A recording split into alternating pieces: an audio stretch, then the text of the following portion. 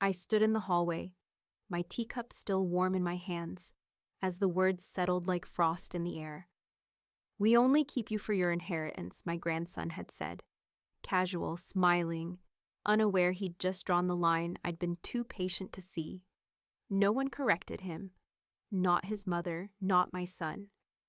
Not the man I once held as an infant, who now held the door open like I was already leaving. I smiled, walked out, and by nightfall, every cent of my estate was earmarked for strangers who knew how to say thank you. Wait, before we go any further, I gotta ask, where are you watching from? Drop it in the comments, and don't forget to subscribe. Family brunch, Evelyn offers to cover the check. The sunlight through the diner window caught the gold trim on Evelyn's coffee mug, throwing small flares across the table. The brunch rush had died down. The air hummed with low chatter and the faint rattle of dishes being cleared. Evelyn brushed a crumb from her blouse and smiled toward the server. "Don't worry about splitting it," she said lightly, reaching for the bill. "I've got this one." Her tone was practiced, warm, casual, the kind of generosity that should have felt natural among family. But she already sensed it, that quick flicker of resistance in Josh's smirk before he said it. "Why bother?" He leaned back, folding his arms. "You're basically our savings account," Dana giggled, muffling it behind her mimosa glass. Mark, their father, gave the smallest shrug, as if to say, "What can you do?" For a moment, no one breathed. The waiter froze mid-step, still holding the leather check folder. Evelyn smiled, polite as ever, even as something sharp went cold behind her ribs. "Well," she said evenly, eyes still on Josh. "Then I guess you're all getting interest on me." The waiter blinked, uncertain whether to laugh, and then backed away quietly. The silence that followed wasn't loud. It was worse. It was ordinary. Dana checked her phone. Mark sipped his water. Josh grinned, satisfied. The moment dissolved into small talk about a Netflix show, but Evelyn's pulse didn't settle. Every word that followed came to her as if through glass. The bacon smelled metallic, the orange juice too sweet. When she excused herself to the restroom, no one looked up. Outside, she didn't head to the restroom. She stepped into the narrow alley beside the diner, the smell of hot asphalt rising around her. She pulled a small notebook from her bag, the same one she always carried but rarely used anymore. Her hands trembled as she flipped to a clean page. She wrote one line. He just cashed his last favor. The words steadied her, not angry, just certain. She underlined last once, slow and deliberate. Later, in the parking lot, Iris was waiting in her car. The passenger window rolled down as Evelyn approached. "You okay?" Iris asked, voice cautious but knowing. Evelyn let out a small laugh, too sharp to sound natural. "Josh thinks I'm his savings account." Iris's eyebrows lifted. "He said that? Out loud?" "Word for word." Iris gave a low whistle. "Then I guess he just cashed his last favor." Evelyn's gaze drifted toward the diner door, where her family lingered inside, oblivious. The sentence hung in the air like a match waiting for a spark. "I wrote that down," Evelyn said quietly. "Exactly that." Iris studied her, then nodded once. "Good. Some things deserve to be remembered." When Evelyn finally drove home, she didn't turn on the radio. The city around her felt sharper, cleaner, like someone had turned the contrast up on everything. She replayed that single sentence over and over, but it no longer hurt. It clarified. Josh's laugh, Dana's nervous titter, Mark's indifferent shrug. All of it lined up in her mind like a row of receipts waiting to be balanced. For years she'd been the dependable one, the quiet rescuer. But that line, "You're basically our savings account," shifted something tectonic.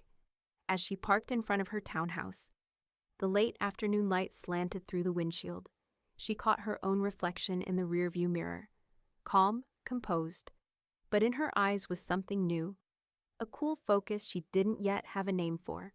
She took the notebook from her purse and opened to the page she'd written in the alley. Beneath the first line, she added another. "Start with Josh." Her pen hovered for a moment before pressing down, firm and final. Somewhere in the house, the phone buzzed with a new message, probably from Dana or her father, pretending the brunch had been perfectly fine. Evelyn didn't look. She smiled faintly, turned the page, and began to plan. The next morning, the bank smelled faintly of coffee and printer toner, too sterile for comfort. Evelyn stood at the counter, purse clasped under one arm, the crisp chill of the air conditioning brushing against her neck. Her smile, when it came, was polite but guarded. The banker, a neat man in a gray suit with a nameplate that read Daniel, adjusted his glasses and clicked through his screen. "You mentioned there was some unusual activity, Miss Grant?" She nodded. "A withdrawal I didn't authorize." He scanned the monitor. "Looks like an online transfer. $10,000, processed late Tuesday night." Her breath caught. "From which account?" "Joint savings," he said. "The one ending in 4587. Josh." Evelyn straightened slightly. "Freeze it." Daniel hesitated. "All of it?" "Every shared account tied to my name," she said evenly. "Effective immediately." Her voice was measured, precise, the tone she'd used in meetings when closing deals, when emotions had to be filed away like paperwork. Daniel cleared his throat and began typing faster. "Understood." As he worked, she studied the faint reflection of herself in the partition glass. Steady hands, calm expression. Only the tightness around her mouth betrayed the tremor running through her chest. When he slid a printed confirmation toward her, she placed her ID beside it without being asked. "And I'll need a record," she said. "A full access log for the last year, every withdrawal, transfer, or online entry made by anyone besides me." Daniel paused, searching her face, then nodded. "That'll take a few minutes to compile." "I have time." She sat in the waiting area, the hum of the printer filling the silence, the floor tiles gleaming like new coins. Outside, traffic moved in steady rhythm. Her phone buzzed once. "Iris. Start a paper trail. Kindness needs witnesses." Evelyn's mouth curved faintly. Iris always said the things that landed somewhere between advice and prophecy. When Daniel returned, he handed her a stack of papers still warm from the printer. "Here's the activity log, Miss Grant. You'll see each access timestamped." She thanked him softly and began flipping through. Josh's name appeared again and again, small withdrawals, then larger ones, transfers disguised as bill payments. All done quietly, deliberately. The numbers told a story her family would never admit out loud. She gathered the pages neatly, slipped them into her bag, and left without looking back. By late afternoon, the sun fell in amber sheets across her kitchen table. She spread out her findings: bank logs, tax records, property deeds she pulled from her home safe. The air smelled faintly of paper dust and coffee grounds.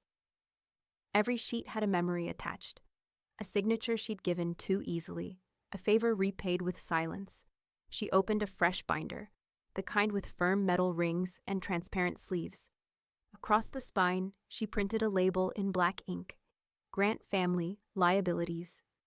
Inside, she began organizing everything with the patience of an accountant and the detachment of a witness. Mortgage statements, insurance policies, old joint filings.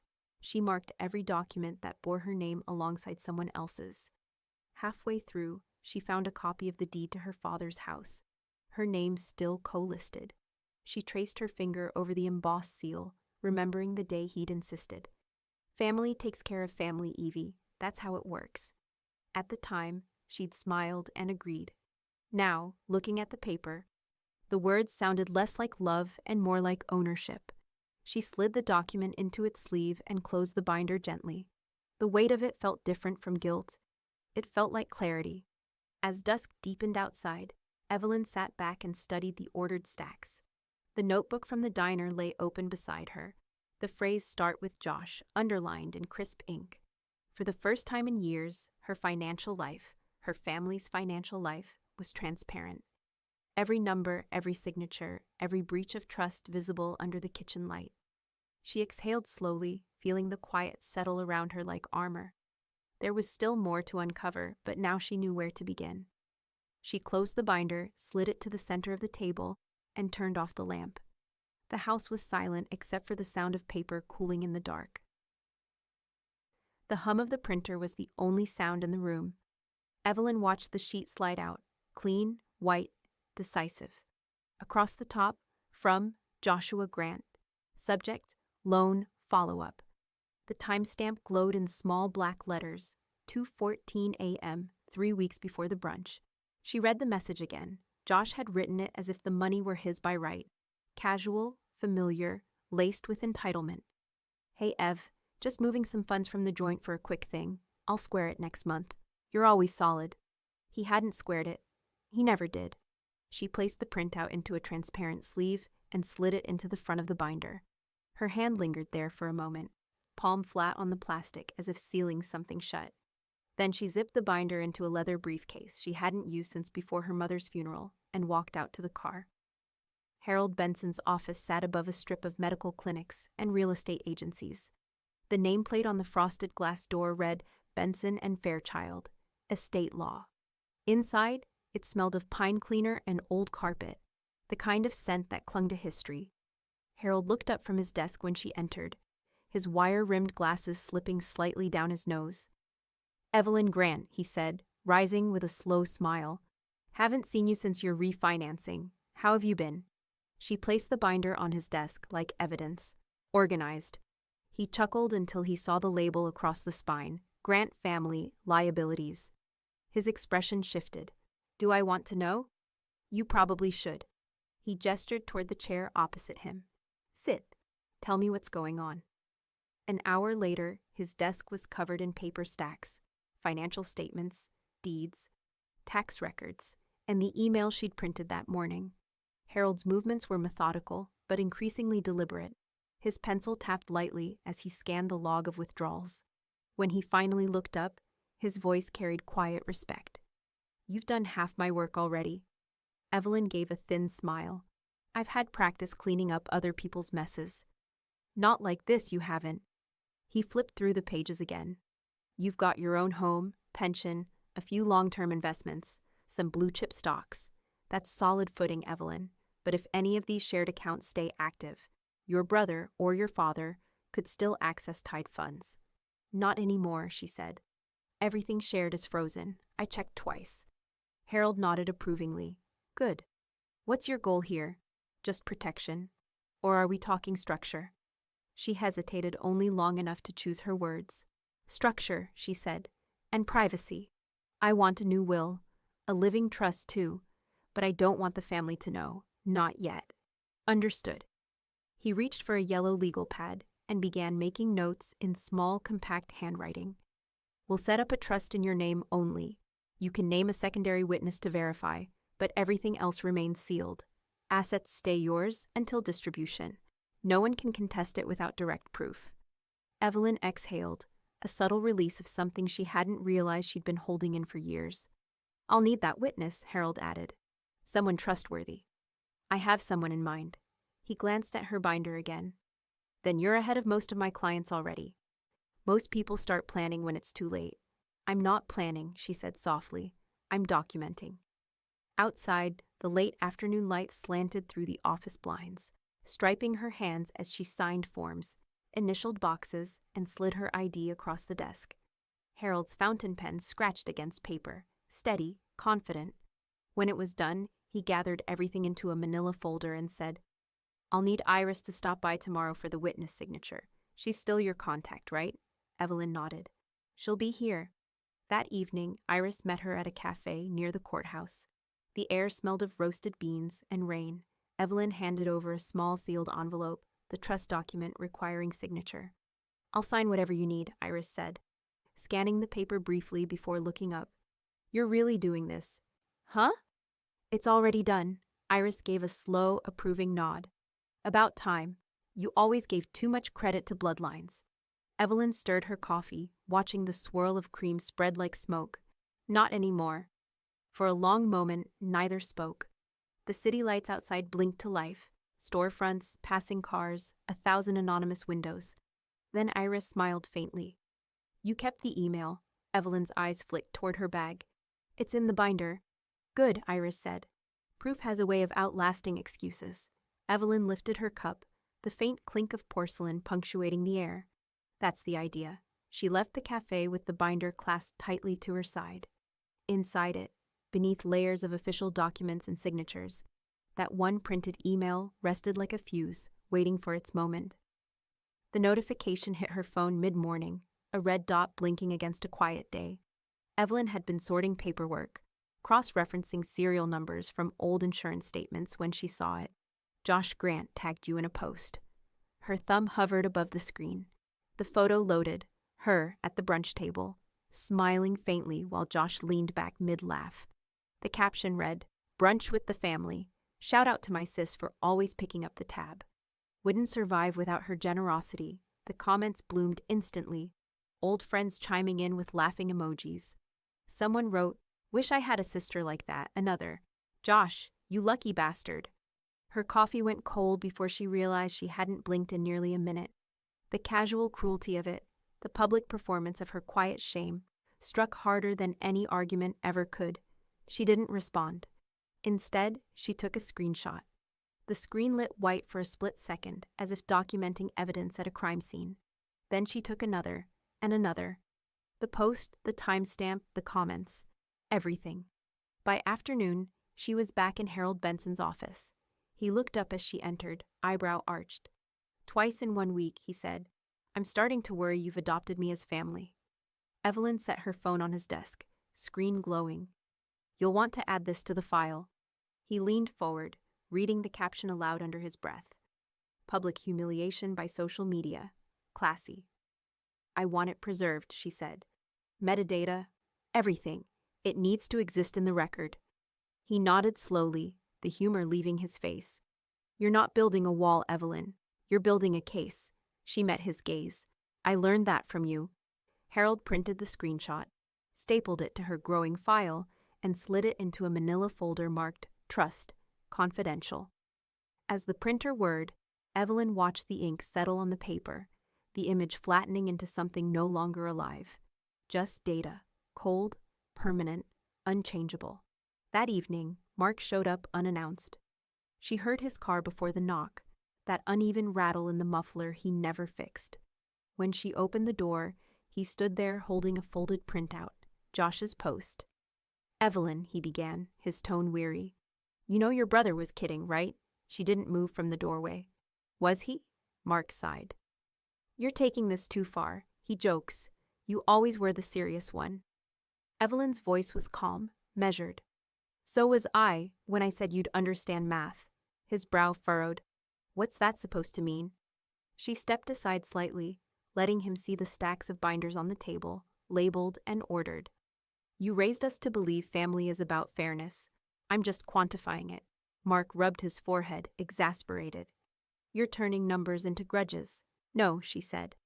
"I'm turning grudges into numbers. That's how they stop owning you." He looked at her for a long moment, something between disbelief and reluctant awe flickering across his face. Then he muttered, "Josh doesn't deserve this," and walked out. The sound of the car fading down the street felt like a door closing from the inside. Later that night, Iris came over with takeout and a legal pad.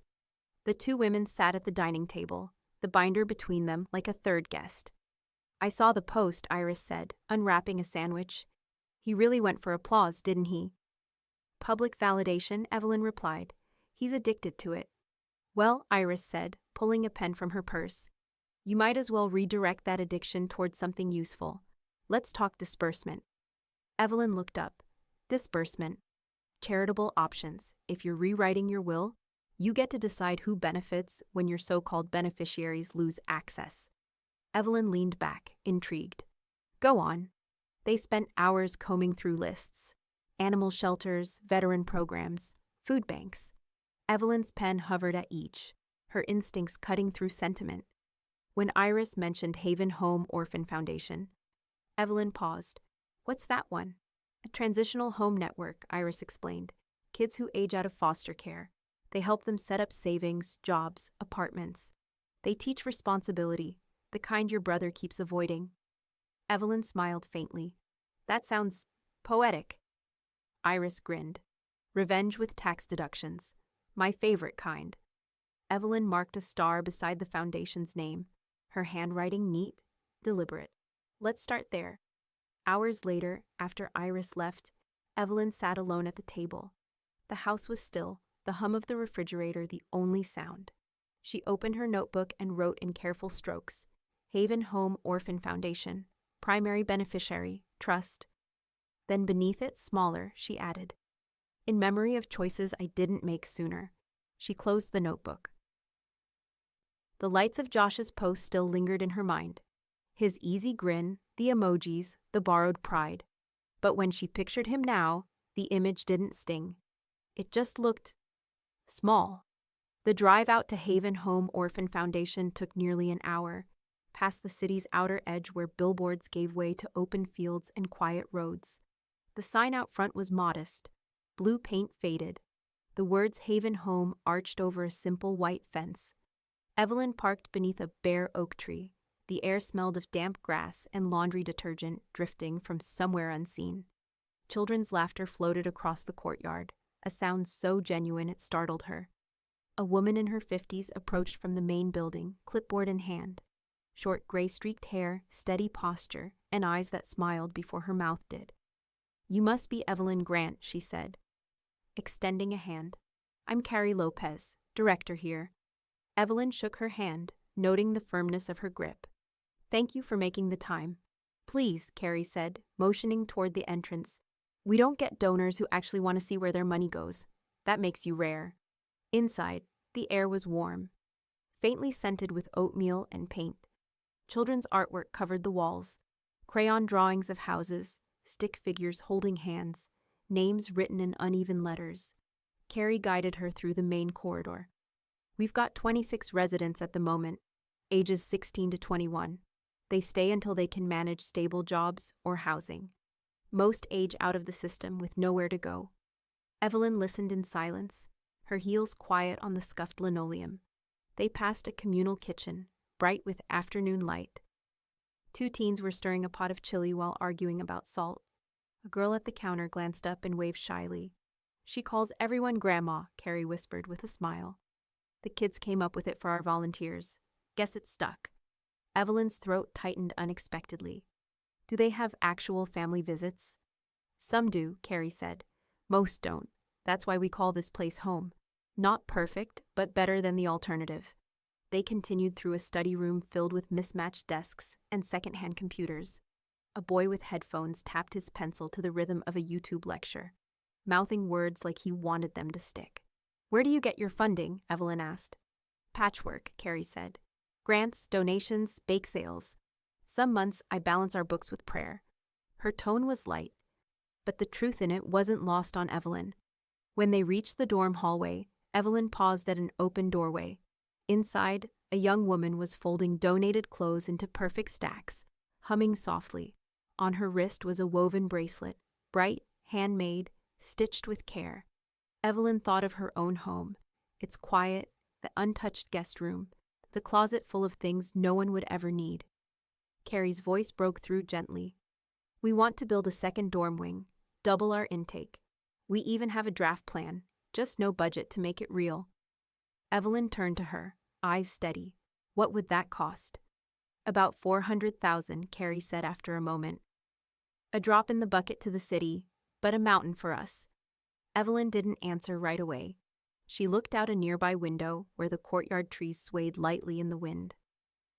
A small boy chased a paper airplane across the lawn until it vanished into sunlight. "I think," she said slowly, "I can move the mountain."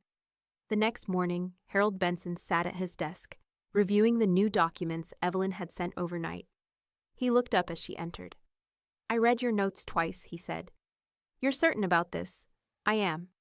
"Evelyn, this isn't a partial allocation.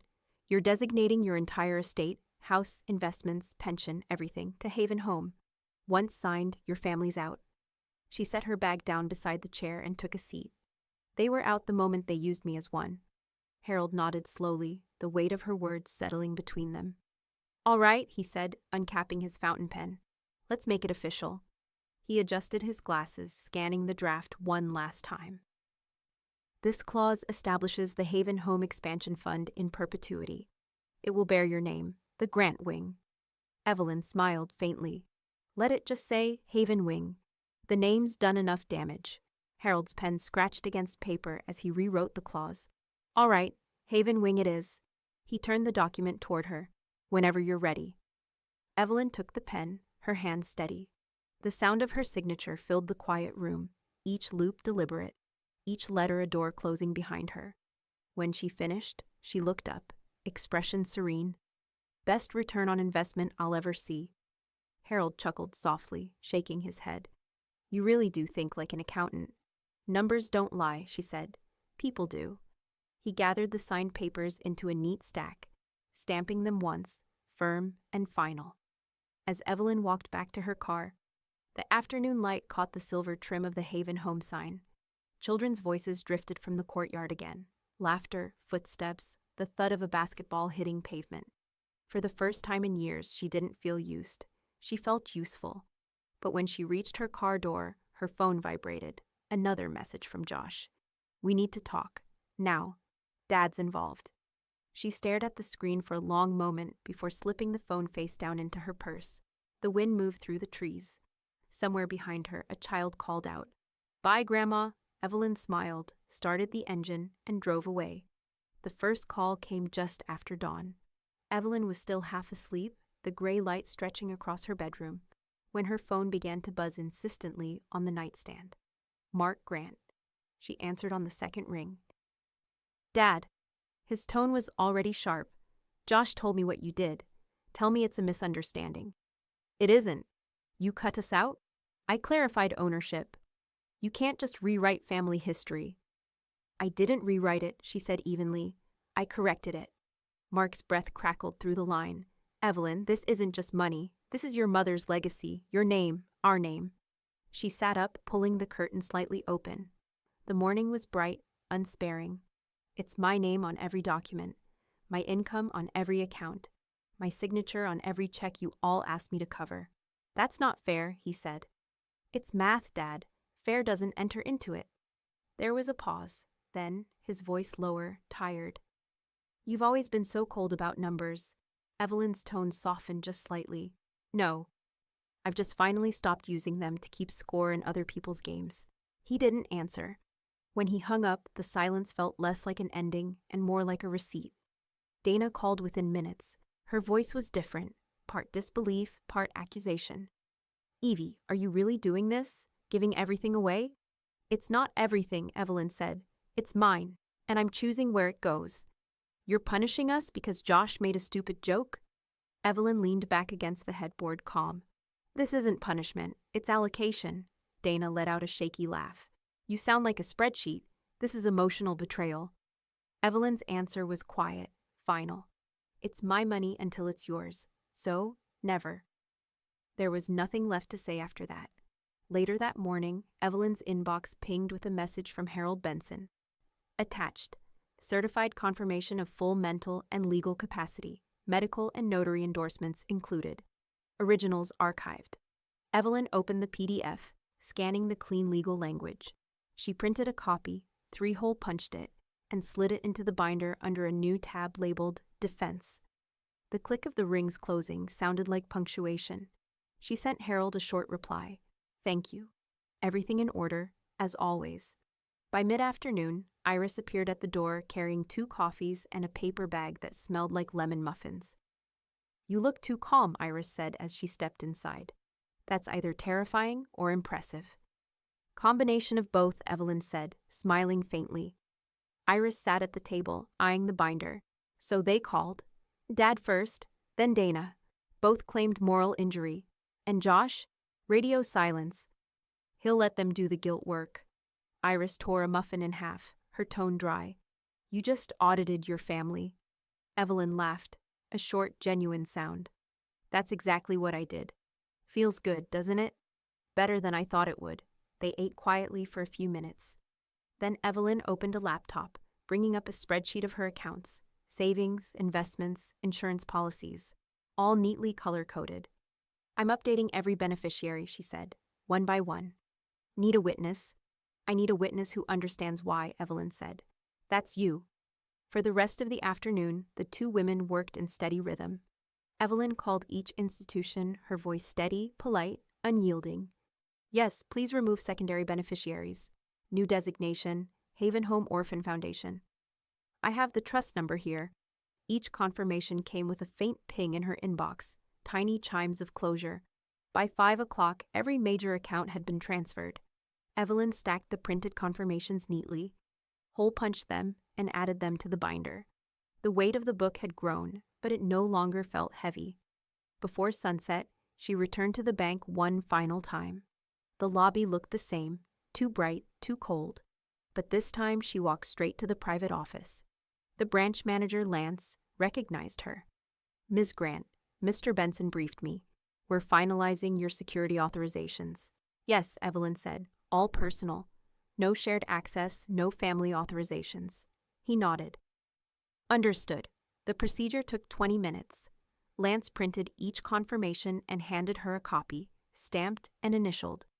"All accounts now require your direct authorization," he said. "No secondary access, digital or otherwise." Evelyn reviewed the forms carefully, then signed. Her signature looked clean, confident. Hers alone. When it was done, she stood, offered a handshake, and said, "Thank you. I know this was tedious." "Not at all," Lance said. "Honestly, I wish all clients were this organized." She smiled. Most people don't learn until they have to. Outside, the sky had softened into a pale gold wash. Evelyn walked slowly to her car, the folder tucked under her arm, the binder secure in her bag. For the first time in years, no one else's name sat beside hers on a single document. It was all finally her own. She unlocked the car, placed the binder on the passenger seat, and sat for a moment, breathing in the quiet. There was no anger left, just order. Then she started the engine and drove home, the last light of the day catching on the word embossed on the folder beside her. Haven. The knock came hard and fast. 3 sharp hits that rattled the frame. Evelyn didn't flinch. She'd been expecting it. Through the window, she could see Josh pacing on her porch, his hands cutting through the air as if he was already mid-argument. He looked the same as always, restless, overdressed for effect, sunglasses pushed onto his head like armor. She opened the door calmly. "Josh." He brushed past her into the living room without waiting for an invitation. "You froze my accounts. You went nuclear, Evie." Evelyn shut the door softly. "Good morning to you too." "This isn't funny," his voice cracked between outrage and desperation. "Do you even realize what you've done? I've got rent, car payments, and you've just decided to play God." "I decided to play responsible adult," she said evenly. "It's a much smaller role than God." He ran a hand through his hair, pacing in front of the couch. "You're unbelievable. You've always been controlling, but this is psychotic." Evelyn walked past him toward the kitchen. "Coffee? Are you kidding me?" "No," she said, already pouring from the pot. "You sound like you could use one." He stared at her, incredulous. "You think this is about caffeine?" "It's about perspective," she said, setting a mug on the counter. "And you're running low on both." Josh slammed his hand against the back of a chair. "You've ruined the family. Dad's furious, Dana's in tears, and you're just, making lattes." Evelyn took a slow sip, unbothered. "They'll recover. They've been living off overdrafts of my patients for years." "That's not fair." "It's math," she said quietly. "Fair doesn't enter into it." His laugh came out sharp. "You sound just like a machine. No wonder Mom always said you were made of ice." Evelyn turned to face him, her expression still soft but colder now. "And yet here you are, melting down in my living room because you can't access money that was never yours." He glared at her, breathing hard. "You're unbelievable." "I know," she said. "You've mentioned it." She reached for a white envelope resting on the counter and held it out. "Here, this is for you." He frowned, snatched it from her hand, and tore it open. Inside was a single sheet of paper, a printed copy of his own social media post. The photo, the caption, the laughing emojis. Josh blinked, confusion twisting into realization. Evelyn set her coffee down, her tone clinical. "That's your statement balance." He stared at her. "You're insane." "No," she said. "Just done financing other people's self-worth." For a long moment, the only sound was the hum of the refrigerator and Josh's uneven breathing.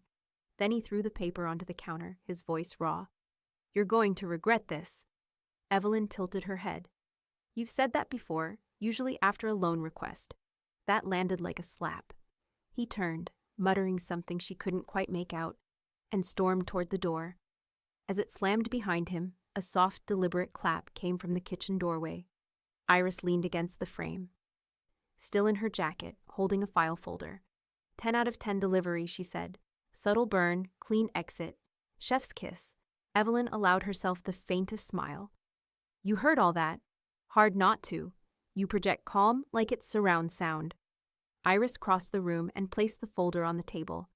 Harold sent these, final verification copies for your trust updates. He also added a note, do not engage again. His words, not mine. Evelyn nodded. I wasn't planning to. Good, Iris said.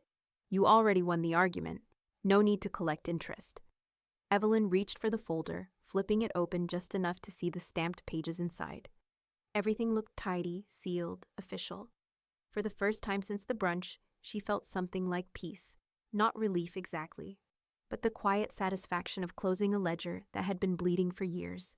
She closed the folder, exhaled, and looked toward the door Josh had slammed. Coffee's getting cold, Iris said softly. Evelyn picked up her mug again, the surface rippling slightly as she lifted it. That's all right, she said. I've acquired a taste for it that way. The summons arrived on a Tuesday morning. Cream envelope, heavy stock, official lettering pressed so deep it felt personal. Evelyn set her coffee aside, slid it open with a butter knife, and unfolded the document. Petition for guardianship of Evelyn M. Grant, filed by Mark Grant and Joshua Grant. She read it twice, once for content, once for disbelief. The language was clinical, cloaked in concern. They were questioning her mental competency, claiming signs of emotional instability, questionable decision-making, vulnerability to external influence. At the bottom, Josh's signature curled beside her father's, both bold and familiar. She folded the papers neatly, slid them into her binder under litigation, and called Harold. He answered on the second ring. I've seen it, he said before she spoke. It hit the court docket this morning. We'll respond immediately. Evelyn's voice was calm. What happens next? The court will likely order an evaluation, standard procedure for this kind of overreach. You'll meet with a state-appointed assessor. They'll test cognitive ability, reasoning, and financial literacy. She almost smiled. So they're giving me a pop quiz, essentially. Then I'll bring a pencil. The testing facility was an old courthouse annex. Sterile walls, hum of fluorescent lights, the faint scent of paper and sanitizer. A woman in her 60s greeted Evelyn with a clipboard. Her name tag read Dr. Eleanor Price. Ms. Grant, thank you for coming in. Happy to, Evelyn said. I brought documentation in case you'd like context. Dr. Price smiled politely. We'll get to that. For now, I just want to ask you a few questions. The assessment began with basics: dates, recall, short-term memory. Evelyn answered each with quiet precision. Then came the financial section. The doctor slid a worksheet across the table. Here's a scenario. A client invests $250,000 at 3.5% annual interest, compounded monthly. Calculate the total after 2 years. Evelyn didn't reach for the calculator. $268,127 and change. Dr. Price looked up. That was fast. I've had practice. The next question was more complex. Tax implications, estate distributions, inflation adjustments. Evelyn worked through each problem aloud, her tone steady, confident, exact. When the hour ended, the doctor leaned back, pen paused above her clipboard. May I ask, she said gently, how you feel about your family's petition? Evelyn folded her hands on the table. I feel they've mistaken boundaries for instability. Dr. Price smiled faintly. Well said. 2 days later, Harold called. We got the report. Evelyn was sitting at her kitchen table, papers spread neatly before her. And he read aloud. Quote, subject demonstrates high-level reasoning, exceptional financial comprehension, and no signs of cognitive impairment. Fully competent. End quote. Evelyn nodded once. Send it to the court. Already did. I also filed a motion to dismiss the guardianship claim. Hearings Friday. Good. You want me there? I want you calm, she said. That's your superpower, he chuckled. Yours too, apparently. Friday's hearing was brief, but the courtroom was full. Spectators, a few reporters, even Dana sitting behind her father, eyes rimmed red. The judge, an older woman with sharp glasses and a low, steady voice, reviewed the documents with visible irritation. "Mr. Grant," she said, glancing toward Mark, "you've petitioned for guardianship over your adult daughter, who, by all evidence, is not only lucid, but financially astute. Is there any reason I shouldn't dismiss this outright?" Mark shifted. "We were concerned." The judge's gaze hardened. "Concern isn't the same as cause. Petition denied." She tapped her pen twice. "Immediately." A murmur rippled through the courtroom. Evelyn remained still, her hands folded neatly in her lap. Harold leaned over. "You just made case law look like performance art," he whispered. Evelyn's mouth curved slightly. "Math has a way of settling disputes." Outside, the courthouse steps glared white in the noon sun. A small crowd had gathered, press photographers, a local TV crew, the kind who chase any story with family scandal attached. As she emerged, someone called out, "Ms. Grant, any comment on your family's petition?" Evelyn paused, adjusting her sunglasses. The cameras clicked, shutters flashing like distant lightning. She said evenly, "Family is a partnership. Mine simply reached its natural dissolution." Then she turned and walked toward Harold's car, her binder tucked under her arm, the sound of the shutters following her down the steps. By the time she reached the curb, the story was already traveling. Local woman defends her estate against family petition. Evelyn didn't look back. The wind lifted a strand of her hair as she got into the car, sunlight flashing across the word stamped on her folder, Haven. For the first time, it felt like a verdict she could live with. By Monday morning, Evelyn's name was everywhere. The story had leapt from the courthouse steps to headlines that multiplied overnight. Local woman wins against family estate claim. Financial analyst outsmarts relatives in court. Math doesn't lie. Woman defends right to control her wealth. The quotes weren't exact, but close enough to sting. At the bank, customers whispered near the teller line, glancing discreetly at her when she walked in. Lance, the branch manager, caught her eye and gave a small, approving nod. "Ms. Grant," he said, meeting her halfway across the lobby. "I just read about your case. Hell of a win." Evelyn smiled lightly. It wasn't a competition. "Could have fooled the rest of us," he said. "Half my staff's been quoting that line. Family is a partnership. Mine reached its natural dissolution. It's kind of legendary around here." Evelyn laughed under her breath. "Remind them it's not a slogan." He gestured toward her folder. "Deposits or transfers?" "Neither," she said. Something quieter. She stepped into the private office where she'd signed her authorizations weeks earlier. The hum of the printer and the faint smell of ink were strangely comforting now. She opened her laptop, navigated to Haven Home's donation portal, and began typing. Anonymous contribution. $250,000 designation, expansion wing development. A small checkbox at the bottom read, "Would you like to match future donations?" She clicked yes. Her finger hovered briefly over the final button before pressing confirm. A soft ping echoed in the quiet office. By midweek, Haven Home was on every local newsfeed. A morning show ran footage of Carrie Lopez standing in front of the old building, the faded blue sign behind her. "We're overwhelmed by the generosity pouring in," Carrie said, voice breaking slightly. "Donations have doubled in 48 hours. We can finally break ground on the new dorm wing, the Haven wing." Evelyn watched from her kitchen table, coffee in hand, a faint smile curving at the edges of her mouth. The camera panned to a row of kids waving, holding handmade signs that read, "Thank you, Haven donors," in uneven paint strokes. The anchor's voiceover added, "Anonymous benefactors have also pledged matching funds, ensuring every contribution counts double."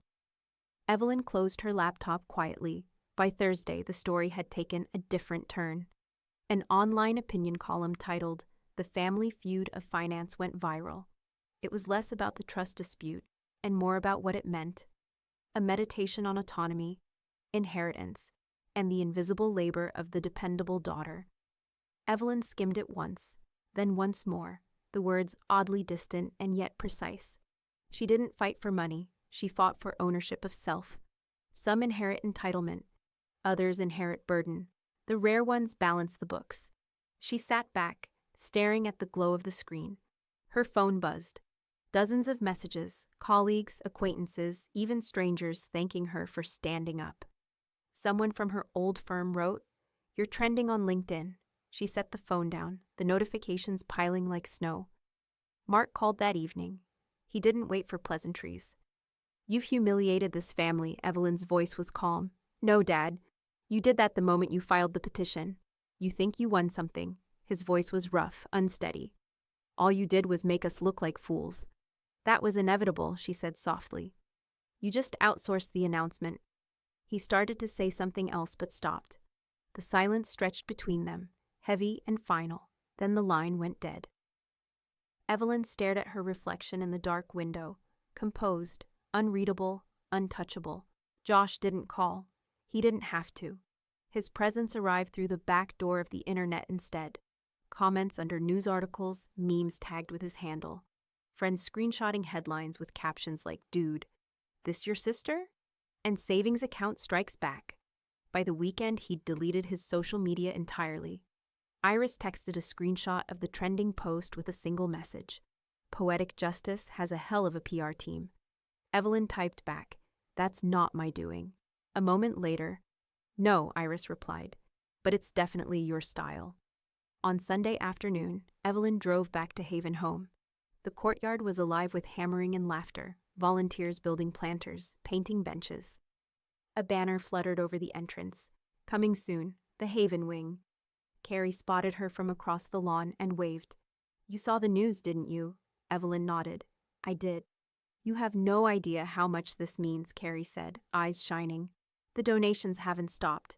It's like something broke open." Evelyn looked at the half-built structure, the frame of new beginnings rising beside the old. "Good," she said quietly. "Let it keep breaking." A child ran past, laughing, a streak of paint on her cheek. She looked up at Evelyn and grinned. "You're the lady from the article." Evelyn knelt slightly, matching her gaze. "Maybe, but the story's really about you." The girl giggled and darted away. Evelyn stood, the wind carrying faint echoes of sawdust and sunlight. She felt no victory, only alignment, a balance finally reconciled. As she turned to leave, she glanced once more at the banner, the word Haven rippling in the breeze, and smiled. This time, she didn't need to sign anything to make it real.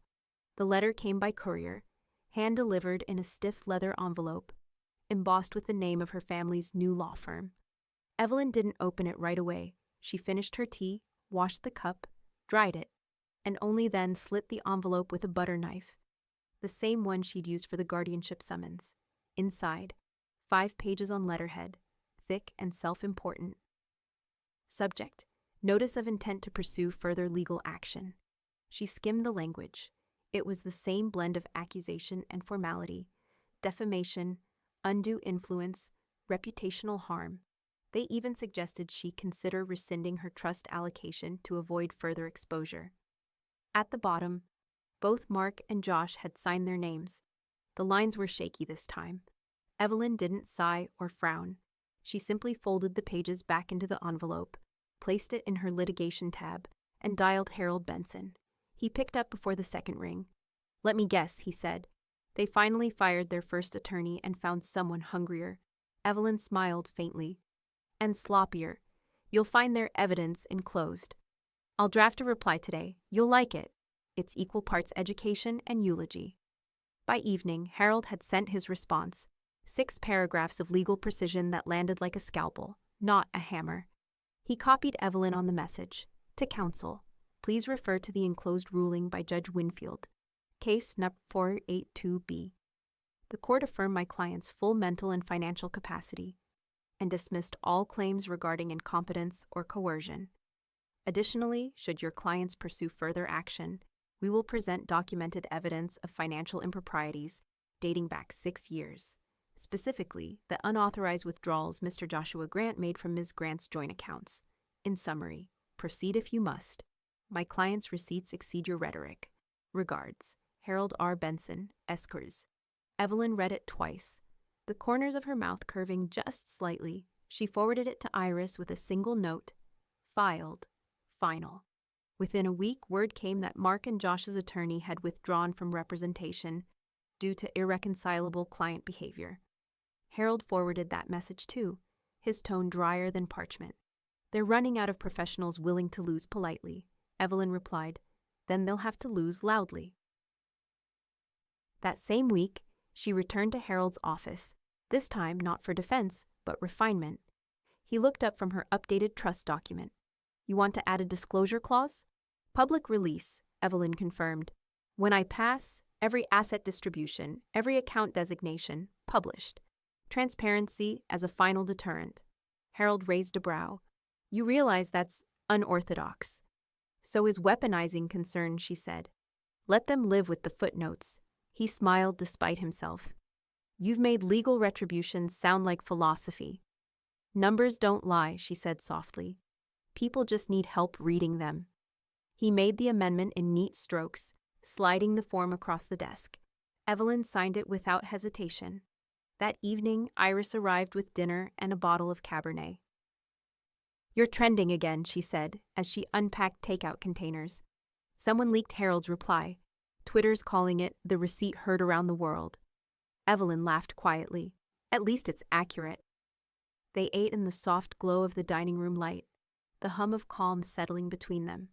After a while, Iris leaned back. So what now? You've defended, you've donated, you've documented. What's left? Evelyn reached for her glass, studying the slow swirl of wine. Inventory. Of what? Space. She rose, walked to the window, and looked around her living room, the curated furniture, the shelves of orderly books, the house that had been both sanctuary and cell. I'm selling, she said finally. Too much square footage for one life. Iris blinked. Already? Quietly, Evelyn said. Above market. Let the buyers chase it. A small smile crossed Iris's face. You never miss a profit margin. It's not about profit, Evelyn said. It's about closure. The next morning, a discreet for sale by appointment listing appeared on a private real estate site. No photos, no address. Just a price that made agents whisper. Evelyn's phone buzzed twice before noon with inquiries. She ignored them, sipping her coffee as sunlight filled the room she'd already started to detach from. Around her, the walls seemed lighter somehow, as if the house knew it was being released. She opened her notebook, wrote one clean line across a fresh page. Everything I keep should fit inside a binder. Then she closed it, slid the pen back into place, and began boxing up the rest. The sale closed on a Thursday morning. No agents, no open house, no staged photos. Just a single offer, wired directly from a buyer Evelyn hadn't expected. Haven Home Orphan Foundation. The email came from Carrie Lopez herself. Evelyn, we're expanding faster than we thought. The board wants to acquire a satellite property for transitional housing. Your home's location, layout, and zoning are perfect. If you're open to it, we'd be honored to make an offer at full price. Carrie Evelyn stared at the screen for a long time. Then she smiled. Small, inevitable. Full price, she thought. Worth every cent. She replied within the hour. Offer accepted. Let's make it a home again. 2 weeks later, the closing papers were signed in Harold's office. He adjusted his glasses, scanning the final page. You realize this completes the loop, don't you? Evelyn leaned back, calm. How so? You built an estate to keep your family out, he said, then sold your house to give other families a way in. Evelyn smiled faintly. That's not irony, Harold. That's balance. He chuckled softly. I'll wire the proceeds to your endowment account by tomorrow morning. Any changes to the disbursement terms? No changes, she said. Every cent goes into the Haven Home Fund. Expansion, maintenance, scholarships. Let the next generation decide what's needed most. Harold nodded approvingly. You understand you'll have no equity left in this house. I stopped living in it a long time ago. He signed, stamped, and slid the papers toward her. Then it's official, the house is theirs. By the following weekend, Evelyn had moved into a downtown apartment, a modest 2-bedroom overlooking a quiet park. The space felt light, efficient. No excess. One bookshelf, one armchair, a desk, and on the kitchen counter, her single leather binder, the sum of everything she'd chosen to keep. The first night there, she unpacked slowly. Each object had to earn its place. A framed photograph of her mother went on the windowsill. A mug from Iris, chipped but beloved. took its spot beside the sink. She opened the balcony door and stepped outside. Below, the city hummed softly, streetlights flickering, voices carrying from a corner cafe. It wasn't loneliness she felt, but space, the kind that breathes. When the call came from Carrie a month later, Evelyn assumed it was about funding logistics. "Can you come by?" Carrie asked, her voice bright. "We'd like to show you something," Evelyn agreed, curious. The drive back to her old neighborhood felt strangely serene. The trees along the road had begun to turn, golden leaves catching the light. When she pulled up to what used to be her home, she almost didn't recognize it. The front yard had been transformed. Fresh paint, new garden beds, the sound of laughter spilling through open windows. A group of teenage girls were gathered on the porch painting a banner. It read in careful, uneven letters, "Welcome to Grant House." Carrie stood by the gate, smiling. "Surprise?" Evelyn blinked. "You renamed it," Carrie nodded.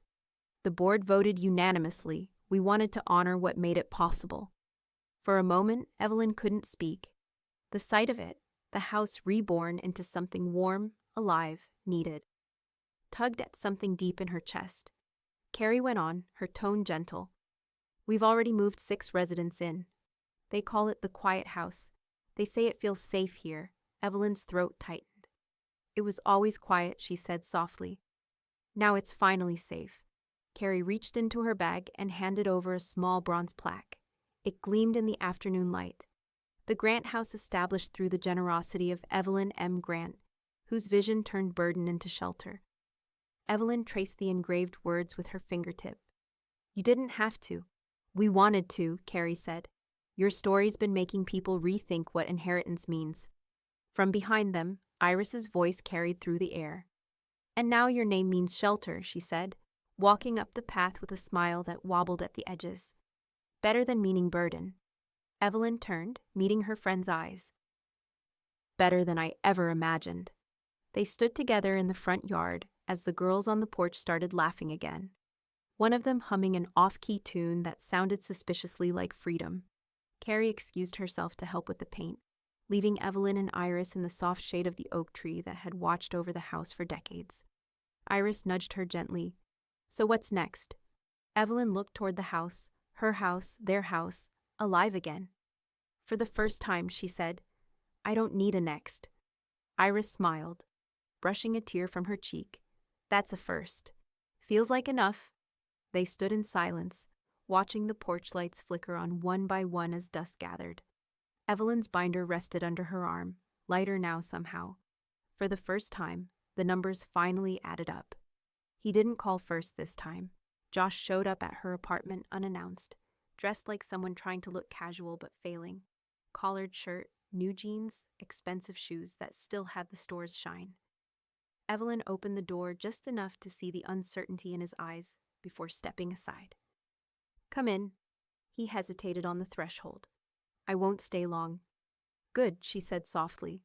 "Neither will I. I've got a meeting at Haven." He glanced around the apartment, smaller than her old house, minimal, spotless. "This is where you live now?" "It's enough." Josh exhaled through his nose, still scanning the walls as if expecting evidence of regret. "You really did it, huh? Sold the house, donated everything, gave away our inheritance." Evelyn walked past him toward the dining table, where her laptop and a folder were neatly arranged. "Not yours," she corrected. "And it wasn't a donation, it was a conversion." He frowned. "Conversion." She opened the laptop, turning the screen toward him. A pie chart filled the display. Clear, colorful, precise. "You'll like this part. You always wanted numbers." Across the screen were categories labeled food programs, education stipends, housing repairs, emergency health care, each with tidy percentages beside them. Evelyn tapped the final segment, the largest slice, marked in green. "Every dollar from the house feeds 30 kids a week. The interest alone pays for tutoring and vocational classes. The returns don't diminish, they multiply." Josh stared at the chart, his expression faltering. "That's a lot of money." "It's a lot of good," she said simply. He swallowed hard, the practiced arrogance in his posture beginning to dissolve. "You didn't have to make a show out of it. This isn't a show." Evelyn's tone remained even, almost gentle. It's an answer. To what? She met his eyes. To the sentence you said. He blinked, caught off guard. What? Evelyn reached into her folder and withdrew a small framed printout, the same screenshot she had once given him in an envelope. She'd replaced the paper backing with thick ivory cardstock and centered the words like a title page. Why bother? You're basically our savings account. Joshua Grant. She placed it carefully on the table between them. That's your statement balance, she said. Josh stared at it, color draining from his face. You framed that? I did, Evelyn said, because I needed to remember the exchange rate for disrespect. He stepped closer, his voice low. You're still holding on to this. You say you've moved on, but you're still keeping score. Evelyn closed the laptop and folded her hands neatly atop it. No, Josh. I balanced the score. There's a difference. He looked down at the framed quote again. His shoulders sagged, and for the first time, the anger slipped away.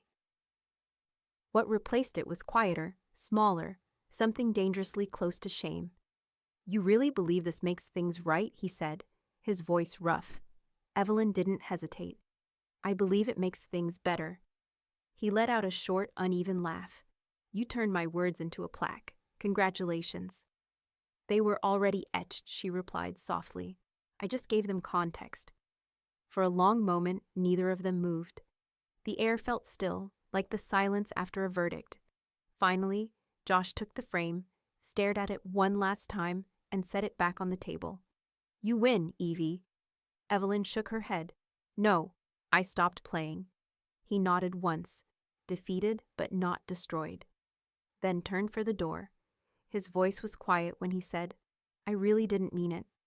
I know, she said. That was the problem. He paused at the door, then left without another word. A few minutes later, Iris appeared, carrying coffee. She looked toward the table, spotted the frame, and raised an eyebrow. Was that the brotherly visit? Yes. How'd it go? Evelyn took a slow sip of coffee. He saw the numbers. They finally added up for him, too. Iris smiled faintly. And what's next? Evelyn glanced toward the door Josh had closed behind him. Now, she said quietly, I let the interest grow.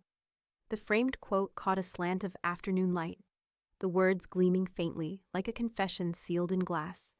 The morning broke bright and windless, the kind of day photographers dream about. The oak trees around the refurbished Grant house shimmered in late autumn light, their gold leaves scattering over the new concrete path. Folding chairs lined the lawn. A ribbon of deep blue silk stretched across the porch rail, its ends held down by silver pins. Evelyn arrived quietly, dressed in a charcoal coat, and the same calm she'd worn through every courtroom, meeting, and closing. No entourage, just Iris walking beside her, a program folded neatly in her hand. Carrie met them at the gate, cheeks flushed with the energy of the day. It's bigger than I thought, she said, smiling. We had to add chairs when the mayor's office RSVP'd. Evelyn smiled back. You've built something people want to see. Carrie gestured toward the crowd. Press, donors, volunteers, former residents who had returned just to witness it. They came for you, Evelyn. You turned a story about greed into a story about grace. Evelyn's eyes moved to the porch. The bronze plaque gleamed above the door, sunlight catching each engraved word. The Grant House, founded in honor of Evelyn M. Grant. Proof that generosity multiplies. She didn't linger on it. Instead, she watched the kids, the same ones who'd once painted welcome signs, dart around with paper cups of lemonade, their laughter ricocheting off the white siding. Ready? Carrie asked softly. As I'll ever be. Reporters lined the sidewalk, camera shutters ticking like rain. Evelyn stood behind the podium, the microphone adjusted to her height. Carrie gave the introduction, grateful, heartfelt, and then stepped aside. Evelyn glanced at the ribbon fluttering across the porch rail, then at the crowd. Faces, hopeful, curious, reverent, stared back. Some she recognized from the bank, others from newsrooms or city offices. Even from the back row, she spotted Harold's unmistakable silhouette, steady as always. She took a breath. When I was younger, she began, I thought money was supposed to make things easier. I thought it bought time, loyalty, safety. But I learned it only does one of those things, if you let it. A few cameras clicked. Money, she continued, should feed gratitude, not greed. It should build walls that shelter, not ones that divide. This house, she gestured behind her, was once mine alone. Now it belongs to anyone who needs a place to start over. That's what balance looks like. Applause rippled outward like a small wave. Some of the girls on the porch clapped until their palms stung. Evelyn smiled, letting it wash over her without stepping into it. Carrie stepped forward and handed her the ceremonial scissors, bright steel catching the light. Evelyn cut the ribbon cleanly in one motion. The crowd erupted, cameras flashing, the blue silk drifting to the ground like a released debt. Iris leaned in, voice just loud enough for her to hear. Scene, perfectly served. Evelyn turned slightly, whispering back. Balance sheet closed. They shared a brief conspiratorial smile, the kind built on years of hard arithmetic and harder truths. After the ribbon fell, people swarmed the steps. Volunteers, city officials, a TV anchor asking for a quote. Evelyn obliged only once, choosing her words with precision. Legacy, she said into the microphone, isn't what you leave behind.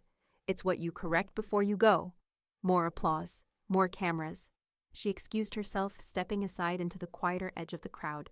From there, she could see the kitchen through the open front door, new appliances gleaming, girls laughing as they tried to make sandwiches for everyone.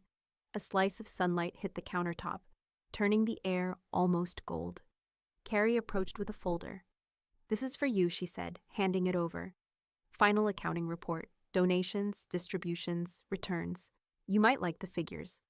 Evelyn flipped it open briefly. The columns were neat, the numbers multiplying exactly as planned. She closed it with a satisfied nod. Perfect. Then she noticed a man standing just beyond the crowd, at the edge of the lawn, hands in his pockets, watching. Josh. He didn't come forward, didn't wave, just watched. For a moment, Evelyn considered walking over, bridging the small gap of grass and pride. But then one of the girls tugged at her sleeve, holding out a marker. Will you sign the wall inside? She asked. Evelyn smiled gently and nodded. Of course. When she turned back, Josh was gone. Inside, she signed her name in black ink on the entry wall, among handprints and doodles, a line of color against fresh white paint. As she stepped back, Iris snapped a photo on her phone. For the record, she said. Evelyn smiled, handing the marker back to the girl. Some records are better shared. Outside, the sound of cameras and chatter swelled again, the public claiming its story. But for Evelyn, it was already finished. She touched the edge of the plaque one last time, the metal warm beneath her fingertips. For the first time in a long while, she didn't think about ledgers or losses or balance, just continuity. And quietly, as the ribbon scraps fluttered across the lawn, Evelyn let herself breathe. The courthouse conference room smelled faintly of lemon polish and ink. Clean, restrained, deliberate. The table gleamed under the overhead lights, and every document was perfectly aligned, corner to corner. Harold Benson sat at the head, glasses perched low, his briefcase half open beside him. This is it, he said, tapping the top sheet with the back of his pen. State registration of the Grant Endowment Trust. Once filed, it's permanent. No amendments without the board's consent, no outside heirs. Final structure, as you requested. Evelyn adjusted her reading glasses, scanning each line with quiet focus. Legal precision never intimidated her. It was the language she trusted most. Near the bottom, one clause caught her eye, printed in clean, small type. Successors. Haven Home Foundation only. She felt something settle inside her, a stillness she hadn't known she was missing. That's the line that matters, she said. Harold nodded. It locks everything in. No probate challenges, no loopholes. This fund will outlive all of us, Evelyn. It'll grow on its own. That's the idea, she murmured. Iris sat across from her, phone silenced for once, coffee cooling by her elbow. She leaned forward slightly. You realize this is the last check mark on your list. Evelyn smiled faintly. Feels like the right one to end on. Harold slid the pen toward her. Sign where indicated, then date, both copies. The pen moved across the paper in measured strokes. Her handwriting had always been steady, but today it looked almost weightless, loops smooth, pressure even. She paused over the last signature line, then wrote her name with calm finality, Evelyn M. Grant. Harold collected the papers, placed them carefully into the manila envelope. The sound of the clasp snapping shut was quiet but absolute. Congratulations, he said, sliding the envelope into his briefcase. You've built something that can't be touched. Evelyn exhaled. No, Harold. I built something that doesn't need defending. He regarded her for a moment, a rare smile tugging at his mouth. Most people spend their whole lives trying to get even. You found a way to get ahead. From across the table, Iris gave a soft laugh. Cleaner than revenge, it's accounting. Evelyn looked at her friend. The only kind worth doing. Down the hall, the clerk's office buzzed faintly with the sound of printers and muted conversation. Harold handed the sealed folder to the deputy clerk, who checked the forms, stamped them twice, and slid them into the outgoing tray marked State Archive. Digital copy required. That's it? Iris asked. Harold nodded. Copy will go to the courthouse vault, and another to the online registry. Dual redundancy. Evelyn smiled, her voice light. Everything balanced. Harold gestured for them to follow him into the hallway, where light from the arched windows cast soft stripes across the marble floor. He stopped near the exit. You know, he said, I've done thousands of filings. Estates, trusts, divorces, dissolutions. But I've never seen one close this clean. Evelyn slipped her hands into her coat pockets. Maybe because it started messy. He gave a small, approving nod. Messy beginnings make the best ledgers. Outside, the wind carried the faint scent of rain and pavement. The city moved in its usual rhythm, people rushing, phones ringing, horns blending into the hum of daily urgency. But Evelyn felt oddly apart from it. They paused on the courthouse steps. Iris tilted her face toward the overcast sky. So that's it? No unfinished business left. Evelyn thought for a moment. Nothing that requires signatures. They both smiled. Harold shook their hands before heading toward his car. I'll send you the digital confirmation once the registry uploads. Should be within the hour. When he left, Iris turned to her. Do you ever wonder if they'll understand what you did? Mark, Dana, Josh, any of them? Evelyn watched the traffic lights change across the street. Understanding isn't the goal, she said. Completion is. They walked toward the cafe across the plaza, heels echoing on the wet stone. Iris slipped her arm through Evelyn's. You know, she said quietly, there's something poetic about ending a war with paperwork. Evelyn chuckled. It's the cleanest kind of peace. Later, as evening deepened, she returned to her apartment. The binder sat open on her desk. Final documents slotted neatly into the last section, endowment. She touched the spine once, feeling its solid weight, then closed it. Through the window, the city lights shimmered against the dark glass, each one reflected twice, once in the window pane, once in her eyes. She whispered, almost to herself, everything balanced. And for the first time, it didn't sound like defense, it sounded like freedom. The afternoon air was crisp, touched with the smell of cut grass and chalk dust. Laughter spilled across the yard of the newly renamed Grant House, weaving through the sound of sneakers on pavement and the rhythmic bounce of a basketball against the drive. The old oak tree stood unchanged, branches wide enough to hold the echo of every story that had passed beneath it. Evelyn stood by the gate for a moment, taking it all in, the life, the noise, the easy chaos that had replaced her silence. The porch gleamed with fresh paint, the bronze plaque by the door catching the sun like a coin flipped toward luck. Carrie appeared from the doorway, wiping her hands on her slacks. Evelyn, you're early. I was nearby, Evelyn said, smiling. Thought I'd stop in. Perfect timing. We just finished the interior updates. New study room, better lighting in the dorms. Evelyn followed her inside, the sound of laughter dimming behind the closing door. The walls smelled faintly of fresh paint and lemon oil, a mix that still reminded her of order. In the hallway, a new plaque hung beside the entry wall where she'd signed her name months ago. The engraved text read, The Grant House, founded by Evelyn Grant, CPA, RETI, where every number adds up to care. Carrie noticed her reading it. We debated whether to include the CPA part, she said. But one of the girls insisted. She said you should be remembered as the woman who made math mean something. Evelyn chuckled softly. That's the best kind of legacy, one they can count.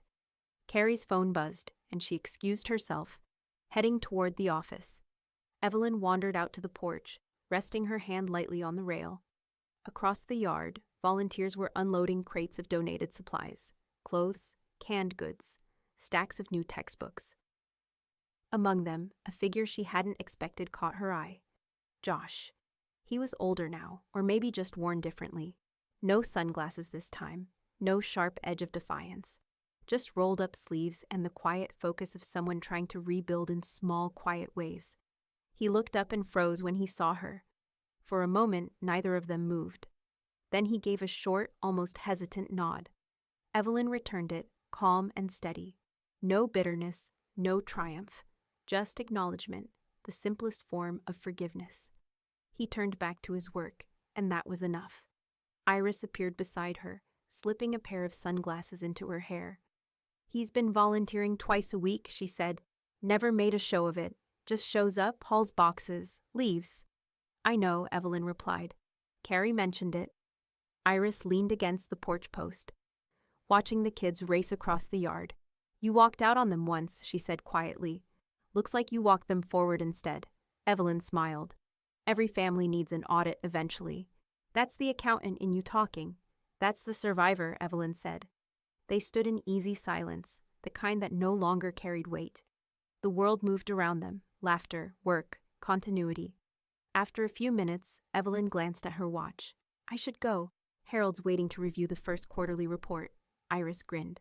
You're incapable of retirement. I'm very good at pretending, Evelyn said, stepping down from the porch. As she reached the gate, one of the younger girls ran up, a notebook in her hands. Miss Evelyn, will you sign our new wall? Evelyn smiled. I already did. No, the new one, the girl said eagerly. The one in the study room. Everyone writes a line about what they learned here. Evelyn hesitated, then nodded. Inside, the study room walls were filled with neat handwriting, short quotes, wishes, fragments of wisdom. She took the pen the girl offered and wrote carefully, her script small but deliberate. Balance what you give with what you keep. The rest will find its own equation. The girl read it aloud, then beamed. That's good, Evelyn winked. Math usually is. That evening, back in her apartment, she set her leather binder on the desk. The sun was lowering, painting the city in amber light. She opened to the final section, endowment reports, and slid in the latest update from Haven Home. Then she reached for a small label maker, typed 2 words, and pressed the adhesive strip onto the binder's spine. She sat for a moment, fingers resting on the cool leather. Around her, the apartment was quiet, but never empty. The echoes that filled it now were her own making, measured, earned, peaceful. From the drawer, she pulled a sheet of stationery, handwritten lines she'd drafted months ago, unsure if she'd ever need them. Her final note, folded neatly, ready for the trust's records. She read it once more before sealing it away. My grandson said they only kept me for my inheritance, so I smiled, walked out, and donated every dollar to an orphanage that keeps people for love instead. She placed the note inside the binder, locked it, and set it back in its place. Outside, laughter carried faintly from the park below, young, unmeasured, bright. Evelyn leaned back in her chair, eyes closing for a moment as the sound drifted through the open window. Everything, finally, beautifully balanced,